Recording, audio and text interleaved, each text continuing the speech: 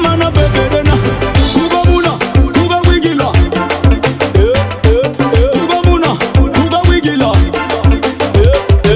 mama bogo na bebere mama na beberena mama bogo na bebere mama na beberena yoze.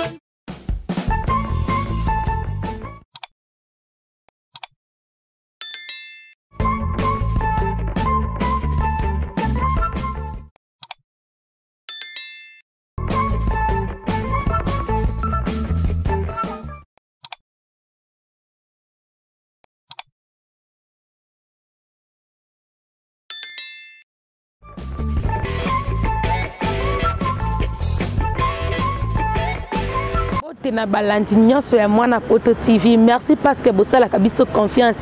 Ya kolanda binso na bandako na bino ba bureau pe ba voiture na bino ezanga yo bino parfaite bilendo la poupée noire de la presse. Donc lelo eza journée de la femme. Donc lelo vraiment eza journée à ba maman na pesa ba bonne fête na ba maman nyonso ya monde entier, particulièrement na mère boss Georgette Ngama ba la maman des garçons ba bonne fête non et Sika Ozali, bonne fête na Glody Mukunga ma sœur chérie béni sans Louvisa nanango ya ba bonne fête na bino bisika bozali a toza na centre des orphelins dans na centre ya ba enfants de la rue toye awa pona organisation na fête na bango pe ba encadrer na bango ba organiser fête pona journée de la femme oyo yango toye kozo ba image pona fête oyo biso pe toye apoto fêter na bango elongo. Merci beaucoup.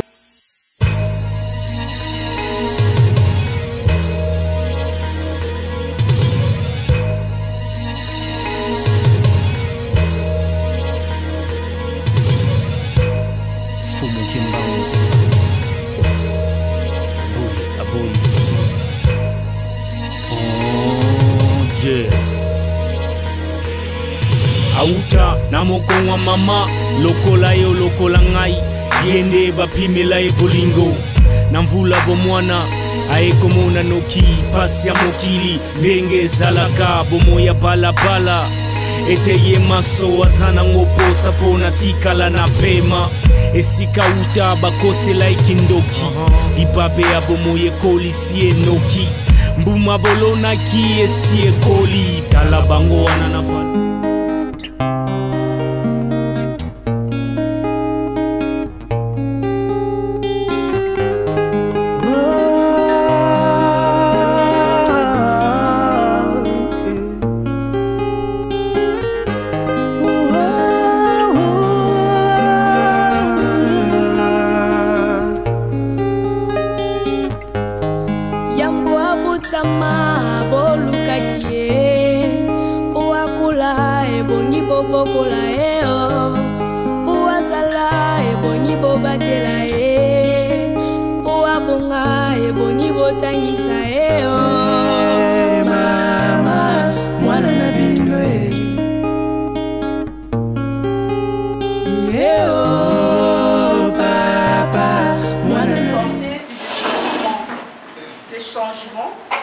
Ce n'est pas par hasard que l'on dit éduquer une femme, c'est éduquer toute une nation.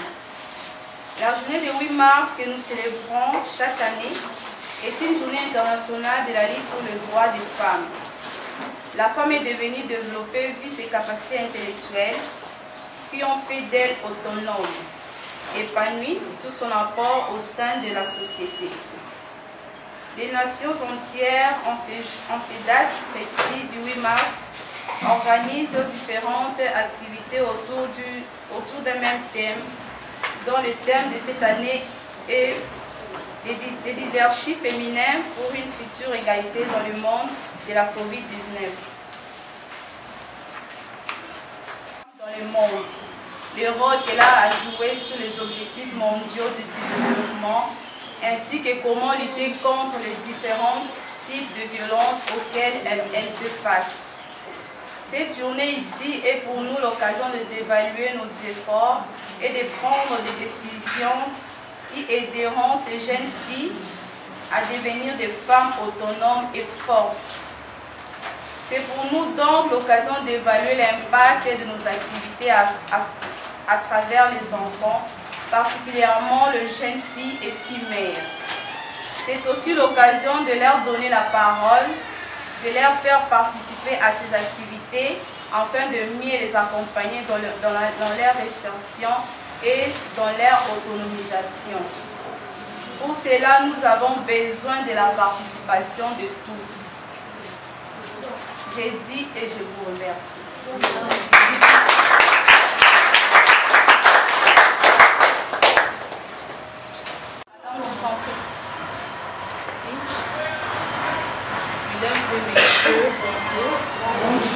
Et causant ou pouvant causer aux femmes un préjudice ou des souffrances physiques, sexuelles ou psychologiques, y compris la menace de tels actes, la contrainte ou la privation arbitraire de liberté, que ce soit dans la vie publique ou dans la vie privée.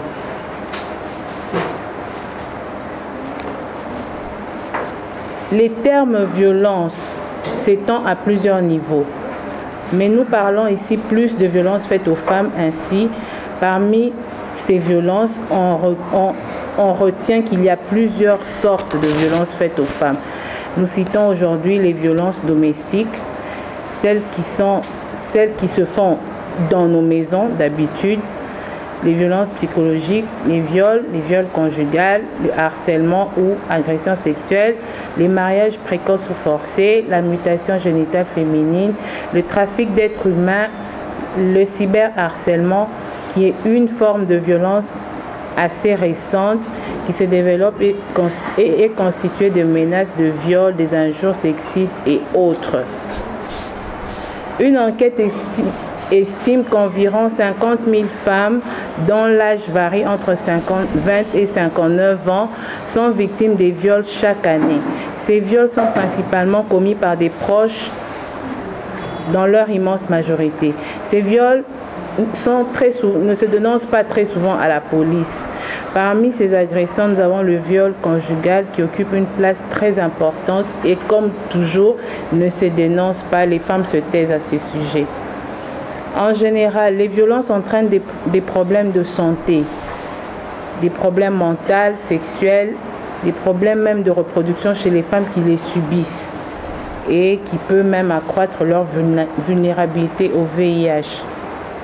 Pour les auteurs de violences, les facteurs de risque sont notamment le faible niveau d'instruction, les antécédents de maltraitance pendant leur enfance ou l'exposition à des violences contre leur mère, l'utilisation excessive de l'alcool et d'autres produits néfastes, l'inégalité entre sexes et la conviction d'avoir plus de droits sur les femmes. Pour les victimes des violences, les facteurs de risque sont notamment le faible niveau d'instruction comme pour les auteurs de violences, l'exposition à la violence interparentale, les sévices pendant l'enfance, l'acceptation de la violence, les prérogatives de l'homme et de l'état de subordination de la femme.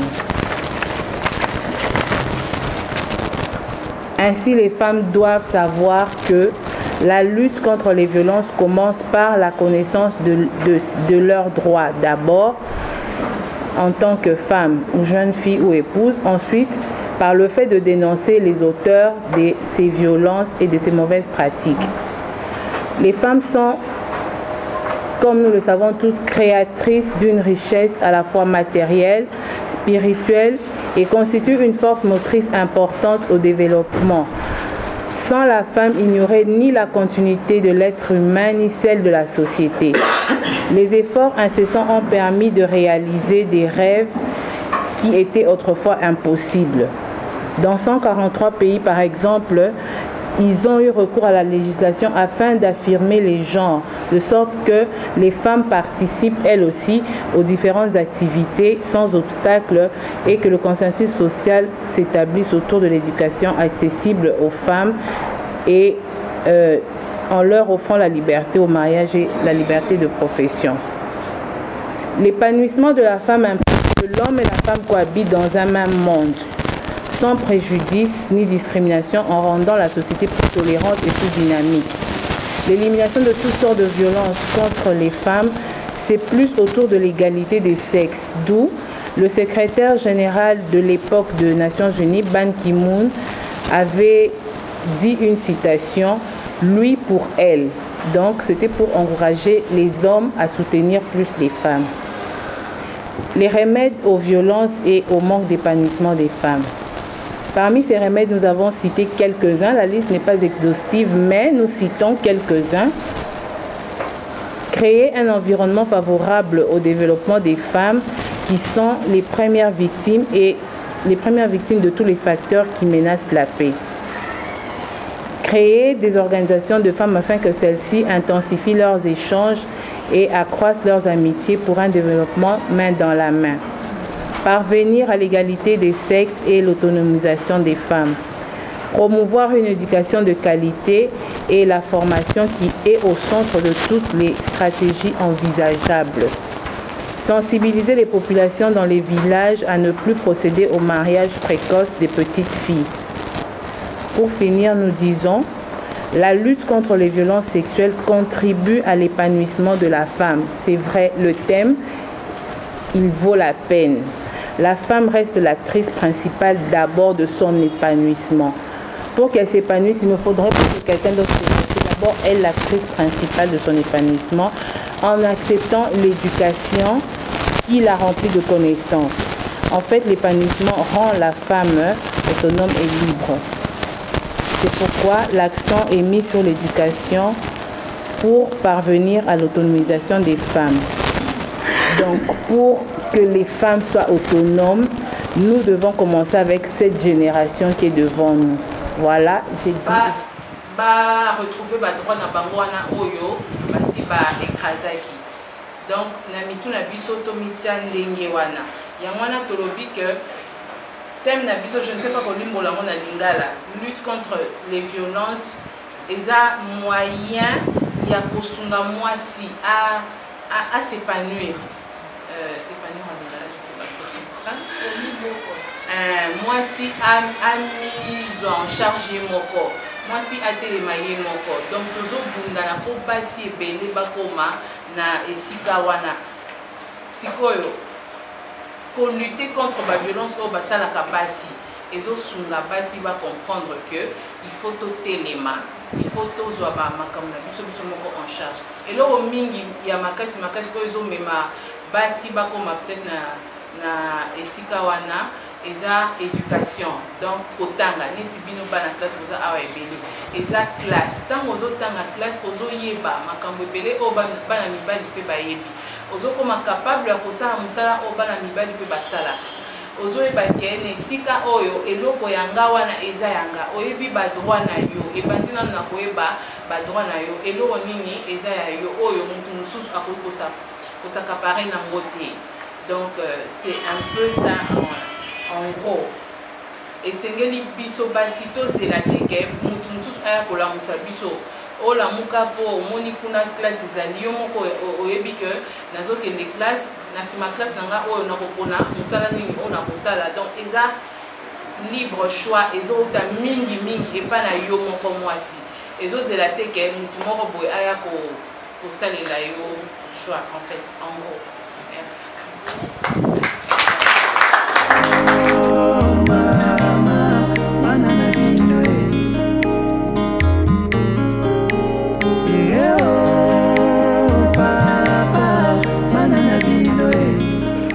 De la femme on sommi pour se prendre en charge moi si à téléma basi à liboso bazalaki ko déconsidérer bango bazo mona ba on a importance mon côté parce que na Congo bazalaki ko la classe à moi si exactement ça na omini moi ça resala nini ko se sous-estimer bazo bana mona moi si mutu moko ya pamba yango biso basi tolobi boye musala ozaka ka pona mobali ezate. Moi c'est à kokota na misala nyonso pona kosala. Moi ça zape capable ya kotelema ba liboso ya mibali koloba. Kopesa idée moko boye ke to sala bope basali likamba on peut résultat ya bien. Yango ne bozawana dem na biso zo senga ke moi si nyonso atelema zo makasi. Ata mapa, ata nguba, ata makala, ata eloko nyonso oyo moi si akoko sala ezo produire mbongo atelema sala ngo. Zate ko vanda kaka boye ozala sima ko senga wana nde ezo pesa biso valeur te. Yango to lobeli tem oyo to telema vraiment to sala o mibali basala kawana parce que tozo sala ngo mikolo nyonso mais ba oyo nani ba yebi ko kota na ligne wana te bakoko telema bakota mpe basala ekopesa valeur ekobakisa 1 plus ye mwa ke na lingala bakisa na lingala ya mama. Merci maman Isa. Nakobenga maman Madame Claudine pour son intervention. Merci madame, n'est-ce pas? Oui. Parce que les pratiques ce n'est pas en français. Pratique ce sont les mains et les pieds, les yeux, les oreilles, n'est-ce pas? Très bien. Na hôtel parce que ceux qui n'a fandi et zaneti ba maman ba fandi donc ba ici ba bo fanda kaka madame alobi awa pour la autonomisation ya base. Alobi misala wana nde balobi misala to bengi travail na français eza ya mwasi te ya mobali te ezala kaka na même orthographe. Mais mibali basali ke bakabola biso po ezala ya basi na ya mibali. Na kofanda kotala tolobi non misala ya kofanda soki tolandi à l'époque que mwasi akoki kosala boyete mwasi akoki kotonga mboka ti biso tolobi ke mwasi nde moto atongaka mboka. Soki tozwi exemple ya bapapa bakendaka misala biso totikalaka na bana na ndako obandi kolamba obandi kokipe bana na ndako donc mwasi aza important toza na valeur na lobaka toza na valeur ebele koleka mibali. Mpona komona ke preuve ya valeur na biso nakoyebisa bino baafishe na biso oyo bomoni awa oyo tobambi na page na biso ezali misala oyo na lepoke babandaki koloba mwasi akoki kosala ngo te. Ntango tokomi kocelebre mois de la femme tolobi mibali basi mpe baza capable ya kosala misala oyo mibali basala. Ntango biso totelemi na association na biso ya MSF2 totelemi tolobi il basi balia ezalaka kitoko. Banyama oyo balobaki basi baliaka te ezalaka elengi. Ntango biso todécouvrir misala oyo babandaki koloba na biso tosala te eza nde misala ya mbongo. Babandaki kolinga biso tosala ngo te mpo biso totikalaka kofandaka boye kilo kaka nde bofandi wana biso tolobi tokotikala bongo te tokoteli. Ntango totelemi tomoni oyo ezali misala ya kitoko bande kokosa biso donc il faut tosala ngo. Je pense tokozwa bacliente baza awa ebele bakokota na société po epesa biso valeur wana ya kozala autonome donc indépendant nga nakipaka mutu te noko atindelanga mbongo na poto. Soki nazangi mbongo babengi nga balobi chantier moko eza kuna yaka kosala osala aide maçon. Aide maçon eza ndenge ebele ya kosalisa yaka na mai yaka na zelu na osala na suka bapesi nga 1000 francs na nga na te na poche mobali akosakana na ngai te. Mais na kosomba savon ata mobali apesi mobali ana valeur makasi obosana te. Mais na kosomba savon soki papa abimisi na mtenga na kosomba savon mpona bongisa nzoto nayokisa ye mpe soni te bongo na kosala misala yango moni awa toza na misala ya bandako na biso ya étage nde tozomata étage awa po totongo efanda boye totiaka bafile awa po tobakisa basima bamélange ebele basi bazosala bakoti mélange na mibali basali na suka bafuti bango bongo.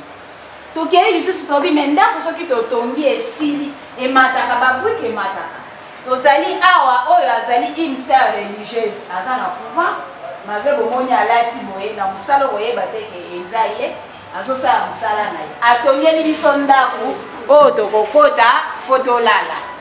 Ntango tosisa kotonga ndako wana tobino ndako tofandaka bongo te fo totia grissage fo totia couleur ya kitoko nde esali boye epesa mbote biso tolinga selfie tokanga bafoto. Bana basi balobi biso tokoyekola mpe kotia couleur biso moko tokotonga ndako wana biso moko tokotiango tomatisi babrique biso moko totie peinture. Bana basi basali formation na peinture basukana te babi ndako tokozala na mesa batieli biso mesa tobenga menuisier auta kuna ya kosalela biso mesa tolobi aosala te mbongo ekobima libanda te yango oyo biso tozosala mpona kobongisa kosala mesa armoire nyonso oyo olinga mpo ofanda na ndako. Yango moni association na biso structure na biso baoyo nyonso bafandi oyo eza bana basi oyo balobi te tolingi te tofetaka journée de la femme kaka na bamaputa po tomema développement tokomema développement na maputa te mpo mibali mpe bazolata mpe bapantalon bamibali bakomi kotombola matoi kokanga mpe suki. Alors biso tokocélébrer journée de la femme na misala po tozala baindépendant na yango nakotika maloba epai ya Sara aza parmi ndeko na biso moko mpe apasa na étape oyo ezala ya négligence po toza na bana biso babengaka banéglige wana bazali mpo bamonaki elobi bakoki kobwaka wana libota me nzambe akopesa o makasi ofandi na centre baéducateur baencadre na formation batali eloko nini okoki kosala na mosala oyo classe ya français milai nde bamama batangisi okokoka te me na mosala maboko okoki kozwa mpe mbongo na yo ovivre indépendamment na yo moko osomba savon okolongwa na etape ya balabala okokoma mutu na ndako lobi okozwa ndako ya yo moko ozofuta mbongo mpe na mosala ozosala po vi ya balabala efutaka te yango tokopesa Sara Maloba apesa témoignage mokie na ndenge akomi indépendant do olia mbongo nde tolobaka lia mbongo na ndenge odusa natiki Maloba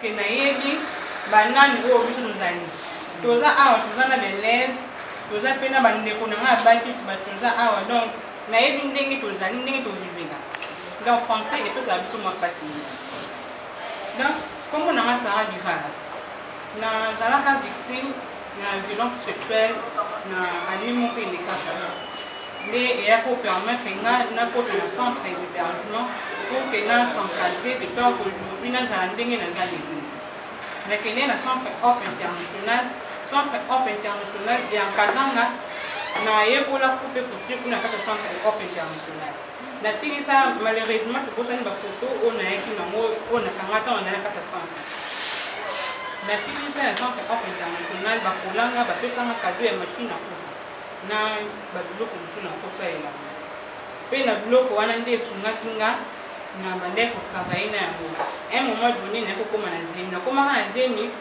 na stage donc avant rentrée scolaire pour na stage nde nakokoma na zemi donc napesaka nzambe merci parce que apesanga toujours makasi ya kotelema ya kolala te nakomi na zemi tokoma na zemi 2 personnes kati ya sane biso na 2 personnes wana moninga moko alembaka abina lokola nga akomi na zemi nayoka soni kokei na kati ya kisali kuna na baninga ozotanga bamona kaka yo moko okei na zemi nga na abi te nga na olemba te fo nakende kaka ata na bazemi na nga oyo nakokende kaka donc naloba yango soki nakoma na zemi c'est parce que ezalaka circonstance moko boye nazalaka na besoin ya appui bien que nazalaki na centre international y avait d'autres choses bandaki kodéranger e wana nazongaki déjà ndako tuto nazongaki ndako possibilité vraiment ezalaki te quand nakutana motu moko boye azopesanga mwa quelque chose namonike oyo ekosunga ngai nasala oyo naza yango posa donc nakoloba namistikaki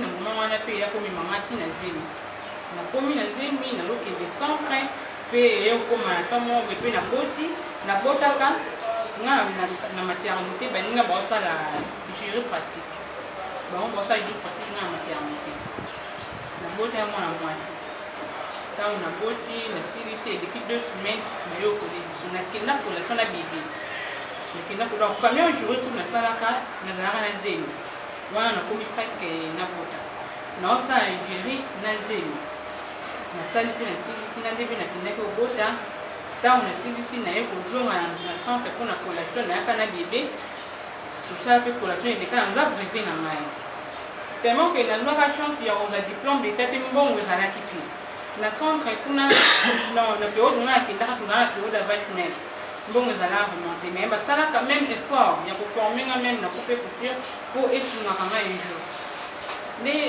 naye koyokaka non kaka na même centre oyo nazwaka coupe couture naye kosala dans jury d'état ndenge baninga mpe basala badiplôme d'état biso ozwaka diplôme te jury d'état to nayoki yango na bite nakende nazwa ata brevet wana mpe ekosunga ngai nde nakendaki nazwaki brevet wana asalaka jury d'état nasilisi na jury d'état donc naza lokwa na 2 brevet nango moko ya jury d'état yango wana nde nazotambola nango so ezaka yo babenga mosala boye nga tobenga mosala ata mosala moza nini nakoya nanga nakoya na lakiti document nanga naza nango soko omoni ke naza na capacité osala na mosala na yo te oyebisi nga ke yo capacité eza trop ba osala te mais l'essentiel oyo eza mpa nanga nalobaka ezala motu parce que bakopesa un licencié bapesi mosala moko sala bapesi D6 osala yango plus mieux qu'un licencié donc eza motu nde esalaka motu nakoma kotambola na babrevet nanga wana nakoma kotravaille kaka bongo ti ntango ekomi na 9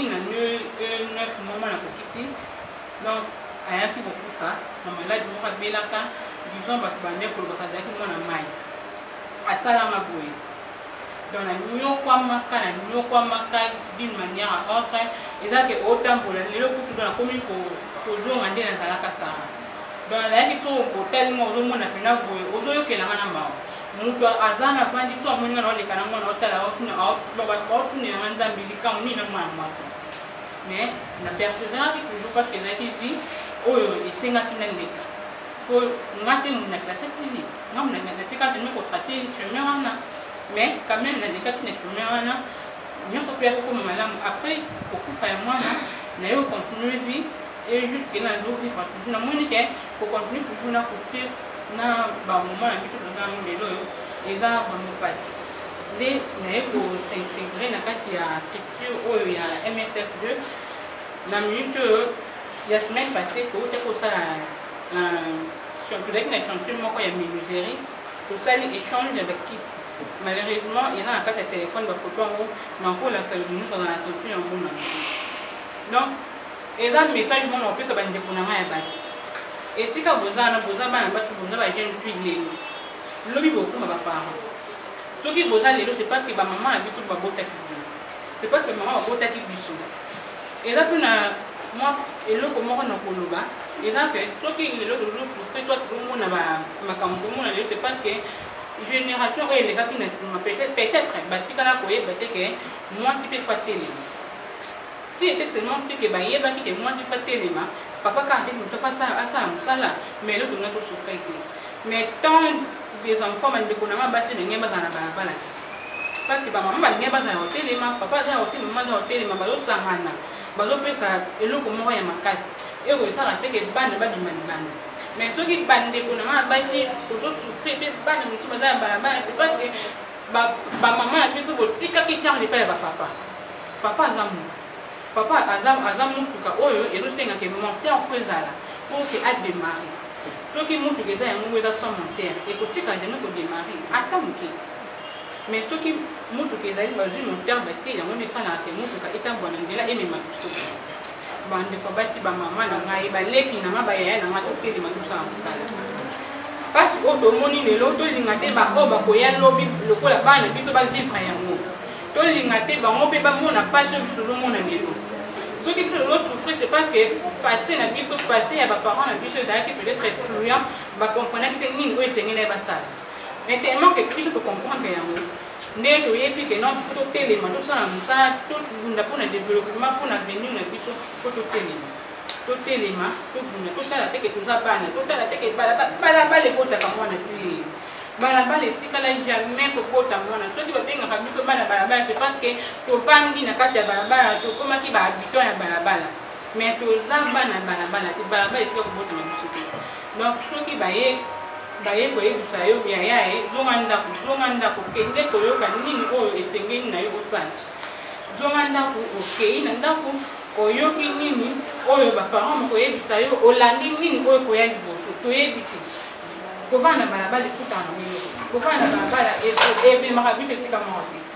nalala na balabala ngai navana na centre ngai nanyokoma nasala boye na balabala mais tika kopesa ngai eloko te mais lelo oyo nakomi ko se prendre en charge donc nayebi toujours te oyo natenga maman ya biso 500 parce que naza orpheline de père donc maman ya biso abundaka ye moko na baleki na biso nyonso azobunda alesa biso atangisaka oyo baza na nsima nayebi toujours natenga ata 500 francs oyo te mais naza mwana nazobunda nazotravailler naza wana nalalaka nayebi te soki nalalaka te ke ni baningo to alalaka o 20 nga alalaka 21 nalamuka 6 heures te nalamuka 5 heures si baoki pour la porte nga déjà ya olamuka si bango balali nga azaka ya olamuka bango baolala bakomi na pourtant sommeil nde esika nga lelo ozala pango mpona nini nazobunda lingi te lobi na nga ekomi na nga ndenge ya ekomi na bana na nga ndenge ya nga ekomi nga lelo donc tobunda totelema soki totelemi là je vous assure que mboka na biso ekochange soki tozokontinue kolala tozozelaka basalela biso tokozalaka toujours na pati mpe tokobanaka toujours kotenga lisungi epai bakonzi baosala oyo ya bango vi mokonzi jamai kolongwa ndako na ye aya kosoutenir oyo mpe tika yo oza jamais gouvernement ekolongwa eya kopesa yo mbongo ma akende kosala boye ekende kosomba biloko boye jamais po tosala makasi na biso moko soki tosali bongo omona changement ekozala nyonso ekozala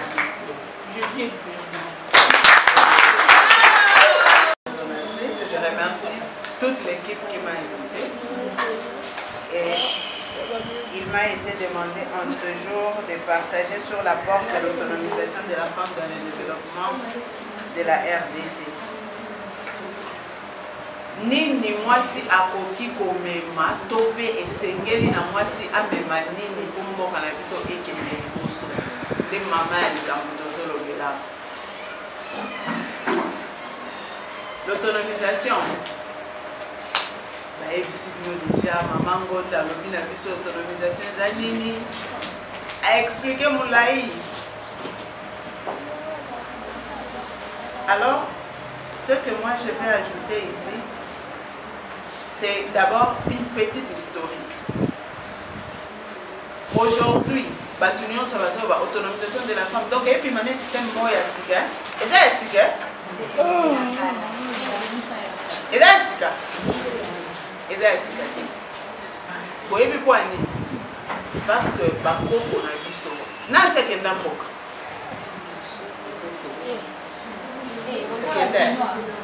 Donc, avant de faire un peu, on va dire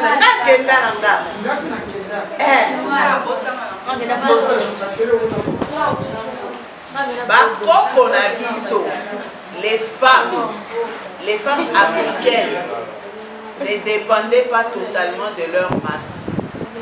Dans l'autonomisation, c'est dans le sang africain. La femme africaine a une autonomisation dans 4 ans. Nos mamans, ce qui est dans Mboka, au coup de maman nyonso, soit liboso andako, soit nasima, azakana mwa grenier na emoko, batia makolo, atelemisi yango. Soka uti bilanga, aena mama tembele na ya kausi atekuna. Soki papa uti chasse ou bien pêche, maman tekoni, akausi na matombisi, atina grenier wana.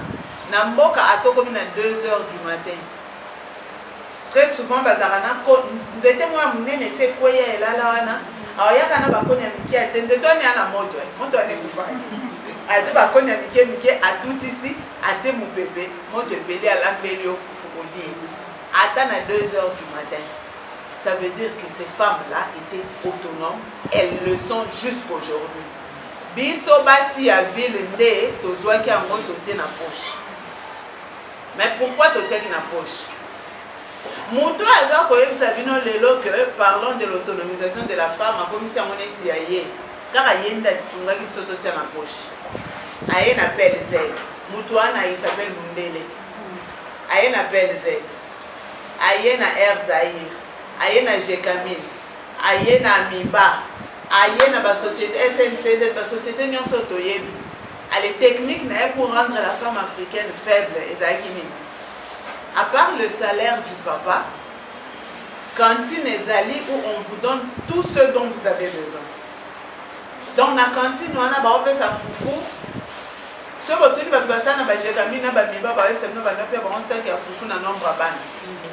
chaque fin du mois. On vous donne tout. Dites-moi, ce papa-là, à quoi tu commences à ça? Il lui dit, qu'est-ce qui te manque ici? Tu as tout. Oh, le gagné est banda. Moi, c'est pas erreur mon aboyazana nyonso. Avant de dire, mon salaire est comme Kaya Bilamba. L'obi va sombelier, mon mari est capable. L'obi kuna va sombelier, mbanda nanga soginini. L'obi kuna va sombelier, azola tagaka. Dans l'entretemps, azopo sanake, azako s'affaiblir et puis azako kufa na katinae. Sur un jour, papa wana a koufi, maman comme mendiante. Boka belanga ye natani sabane o bande ko mobile nanga baki poranga te bande ko mobile mabe uti musika mutu yana mabe wana avandi na calme et puis après c'est comme en français mendiante kaka yem taki na mabe wana akomi be mo mendiante ba mama baza ba mama mikie baza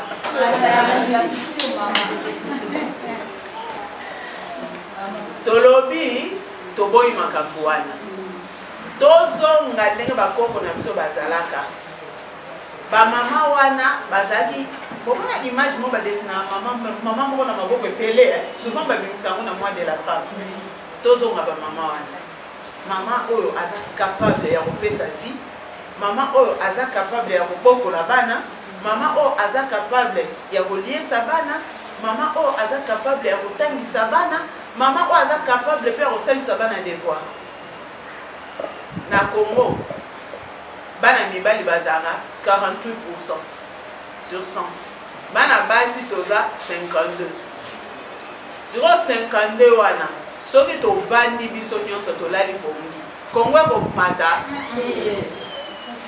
toleki mibali na ebele donc esengeli na biso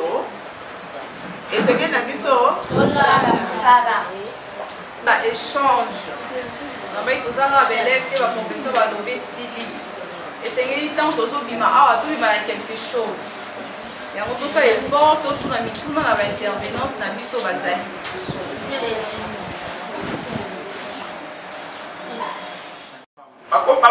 chef Bolala elekela ye depuis wana changé discours mais nga siko préoccupation na ngai par rapport na biso na capitale parce que mettre alobi na capitale sécurité wana na mamboko ezali mais la capitale peut problème ezali na un exemple concret oyo nga nazovivre epai nga na bana tobandaka na bana bavoisin okomona mwana voisin otali ye boye ondire moto azodela maladi ya pasuku c'est-à-dire aza vraiment na nzala mais mwasi nanga oyebisa papa mwasi nga naza prete napesa mwana wana biloko akolia mais koko nanga aza oyebisa nga keba ndenge ozokola kopesa mwana voisin eloko ntango opesa eloko lobi ekomi opeseki ndoki ce qui fait que na capitale neti bavile ya Kinshasa bakoma na kwa bareserve contrairement na bamboka discours wana mpe ezaka momoni mwana voisin na nzala olingi opesa eloko ozobanga elobilobi aobenganga na peseki ndoki nayebi te maître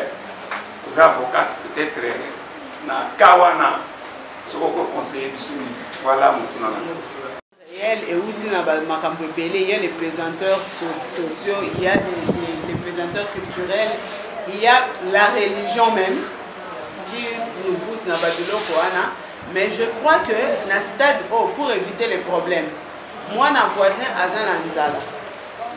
Ozana li polingo pesa e, ko pesa li pandam butin, ozuli pa mobimbo pesi mama na ye. Et c'est maman e na moni mwana ana azana nzala, soki oko pesa e biloko ya lia. Ce qui peut être zambongo, opesi maman na ye moko apesa ye. Voilà, c'est une façon d'aider, mais en évitant les problèmes.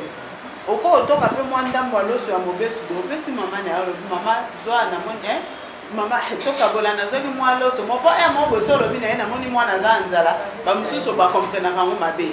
Otoki ka mwa 3 kombia lo so maman nazali na mwa loso moko boye na ndako namoni tokabola po bakabelinga mpe tokabola olekisi yango kaka bongo avec beaucoup de sagesse akozwa akolamba bana wana baolia osungi bango mais oévite baproblème na vie. Donc il faut un peu de sagesse pour faire ça. Olobi wana soki otali na vie na biso ya Kinshasa et puis eza parmi ville oyo toza na nombre le plus élevé ya baenfants d'Ilari. Parce que ezali ville madame auti koloba religion culture mambebele yango ezo mema phénomène enfant de la rue parce que toza ko se développer te na mboka toza pe ko aider gouvernement te parce que mwana wana aza na nzala wana nde yango tango afandi na ndako azwi te abimika libanda mukebo ya bandi kosenga azwi te na porte apusani à chaque temps ça pour avancer papa na yeso kenda ati aye ko se retrouver na wende abandi kosenga soki bapesi na wende ebele atani non donc soki na continuer kosenga bongo na bandozwa ebele par rapport na ndako a préférer balabala ke ndako po ebi na ndako na ozwa te po to sunga leta na biso to stopper phénomène wana oyo bana babotaka to bana balabala po na sens ya koboya ke soki na pesi balobi na pesi mwana kindoki nde yango phénomène ya kindoki wana ekomi enfant dit sorcière. Donc il faut biso to aider le gouvernement na biso to linga kokata hémorragie wana ya enfant dit sorcière. To kei na ndenge madame alobi ya losambo bona famille wana pesa yesoki ezali tozwaka ndenge moko te oza asaki ya loso eza mobimba na ndako ngo pesa mwana wana boyo lambi loso mwana wana yaki kotema mpona loso zwa ata 5 sako mitia na saki kende kopesa madame ayebi te ke opesi po mwana aza na nzambe eza parmi bastratégie oyo akokama emo babi asaleli biso surprise akozwa mwa aboya te mpe na mikolo oyo nde tozovivre namoni solidarité ekomi makasi même baplace tofandi mpo tovivre na bacovid awa baconfinement mbongo eza te ekomi kaka otali moto afandi te mutu moko tako oboya afandi kaka boye opesi ye 500 aosengela bamerci ebele aoyebi soki namoni neti nzambe nde atindi oyo aosungaka donc touti na niveau moko boye confinement oyo tobi quelque part esungi biso mpe na kodécouvrir bamakambo ebele même epa na bino moko mpe baparent oyeba éducation ya mwana moko moko mpo kozwaka ntango ofanda na bango na ndako oyo nalina bakisa yango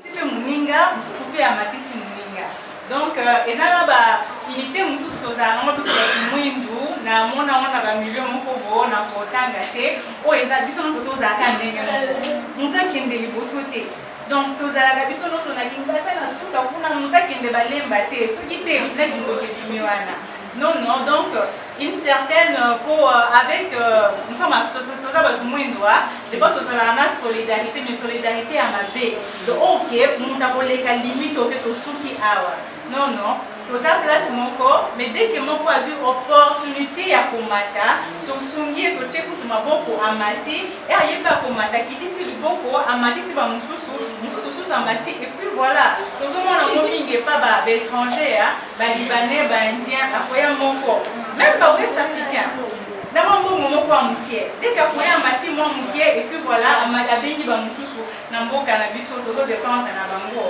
donc c'était juste ça ce que maman a dit donc unité mais unité qui émerge kosangana mais kosanga moko ezomatisa biso voilà tomoni ere moko l'état na biso elobaki banda kozwa baenfant de la rue ou les jeunes de la rue bakena bango kanyama kasisi na kanyama kasisi balobi nini bakesa nini bakesa libala parce que nga moko naza nakutaki kuna première lo oyo bakendaka nango ezaki na epoke ya mzee Laurent Désiré Kabila première oyo babandaka nyama kasisi ezaki na epoke ya mzee Laurent Désiré Kabila ere bayaka nga nazalaka kuna nazala na kanyama parce que entre kanyama na kasisi ya 30 km avant ya kokoma na kasese ikolika na kanyama apres okei na kasisi ere bana bajeune wana bayebi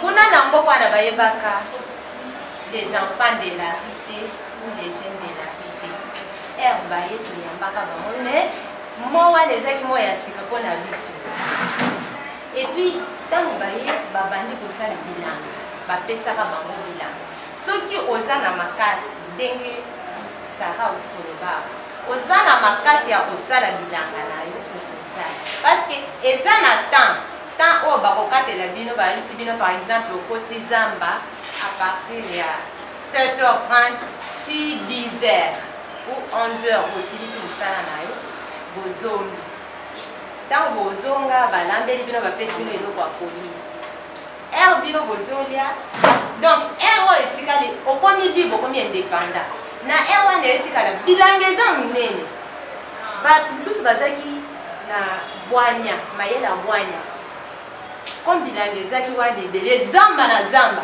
echome bamosusu apartir ya 15h akiti akei asengi ya ye place asali oyo ya ye apart ya leta ntango asali oyo ya ye après une année masango ekoli to nini manyoko ekoli abuki aye nango na bamboka mosusu lubumbashi mbujima ya ye ateki azwi ya ye mboka ekoma baperiode moko basi bango kasi bokoki kozonga sikoyo okili baboyaka balobi nakinaka esani kuna na bandako ndaka na carton na balaba mais awa nakomi na ndako nanga parce que kuna bandako batongaka ya bapai pai wana sepa na dingai bamatiti atongi ndako na ye akoti alali mpe alamuki normal dernièrement tokendaki na morilaki na bana mosusu bajeune na biso na makambo ya bilanga basali bilanga après avoir kosala basepelaka makasi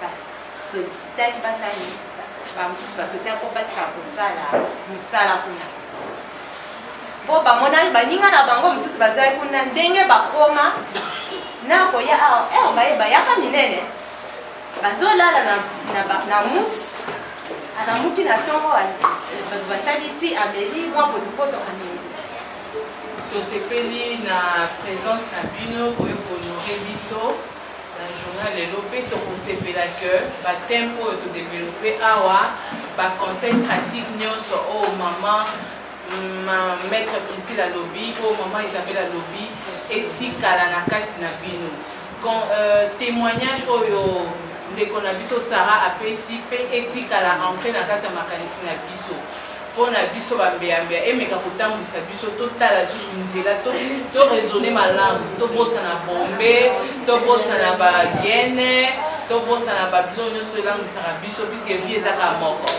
lelo ya solo oza mbeyambeya oza na age oyo oza mokie oza na makasi ya komela bombe ya kokima bambango ata barafe ye okimi osaliko melobi okozala susu na makasi wana te en tant que mbeyambeya okolemba alors place na yo ekozala wapi en tant que mbeyambeya yango wana mateya ya lelo ifo ebouge babongo na bino eza teke diamba ebouge bongo na bino to maka mosusu mais mateya oyo bozwi lelo bokende bolali bozokanisa mo lelo naza mbeyambeya naza moke naza jeune mais ntango nazotikala kaka na kati ya vie ya kimbeyambeya wana 20 ans plus tard nakomi nani nakomi mama funa bota bana tolami na ntongo bana na bakomosenganga pesaka bo naza nango te ata soki osali commerce nzoto butu okokomaka na esika moko kosuka eloko moko kozala yango wana tondima baformation oyo bazopropose biso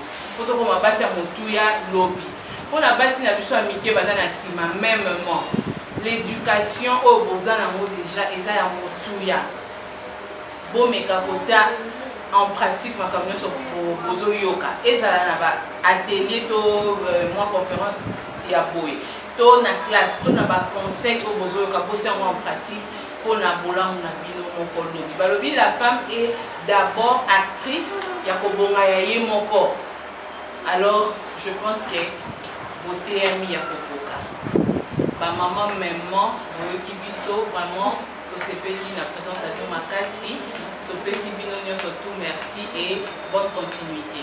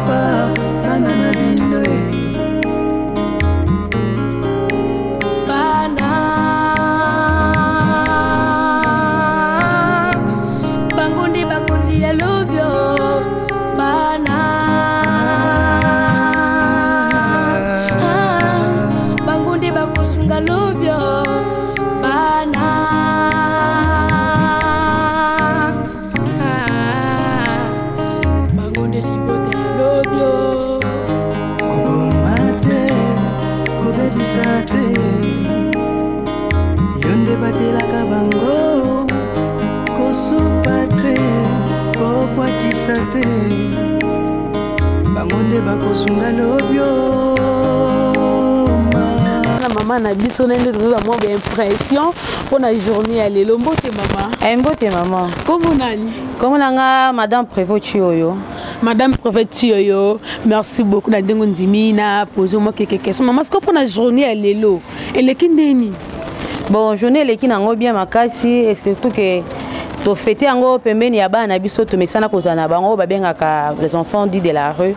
To sepeli ko sepela na bango elle qui bien makasi. To sensibiliser bango ko la kisa bango que moi c'est ça liputa te, moi c'est ça comité kate mais moi c'est faut qu'on valoriser musana ko yeba ko mise en charge. Donc ko relever ba défi moko boye oyo mibale bana ko sala kala ce n'est pas seulement pour les hommes qui s'appellent bango qui était oh mobala zo sala yo pe okoki ko sala yango. Donc tout ça sur le même plan intellectuel. Yango to sensibiliser bango lelo, à part ça il y a eu un repas de cœur ensemble na bango, bah se sentir vraiment en famille. Ok, merci beaucoup maman. C'est quoi pour organiser qui nini o eza idée moi organisation au bosali. Eza idée moi bino moko boziango pour kangisa bana auto idée na mutunda pesa kibino. Non, d'habitude déjà idée na biso to sala kango chaque le 8 mars de chaque année, eza habituellement to sala kango chaque le 8 mars pour na sensibiliser bana parce que la répétition est la mère de la science. Il faut toujours sensibiliser bango ko ebisa bango. Oui, ça moi, ça fallait à moi. Chaque année, ils ont prévu chaque année tout ça la Congo. C'est pas que ça vient d'ailleurs, mais ils ont parmi d'activités phares na biso ya année. Ok, c'est comme moi idée pour nous payer ça batu oyo ba baza peka na ba baza na orphelinat, ba boko la enfant de la rue mais ba na idée oti. Olo ma boni. Bon, na consensus na ko bango kaka il faut que la kisarabana surtout bano ya basi ba na ba orphelinat o baza na nzela na consensus ba éducateurs sociaux nyonso ba structure nyonso que non il faut toujours consensus kabana wana. Une femme ce n'est pas seulement attendre que la poche de l'homme et l'ongwa et son bon pour payer ça non. Il faut savoir comment ils ont en charge yomoko avant bazo en charge parce que ce qu'on se laisser faire que soit que aux na centre d'hébergement aux ala na nzela ce qui au mitiki que la paix sakayo un jour c'est la mère qui donne et celle qui reçoit alors il faut toujours consensus sakabana ba structure union soit sakabana basi moi c'est yo ko la musala ça la coupe couture ça l'esthétique pour na komiye ba komisoyer moko en charge. OK, merci beaucoup maman. Merci. Mbote maman. Mbote madame Nabisa. Kombo nani? Kombo nanga madame Chantal. Madame Chantal et moi personne pour la journée pour le 8 mars journée basi moi personne les anime.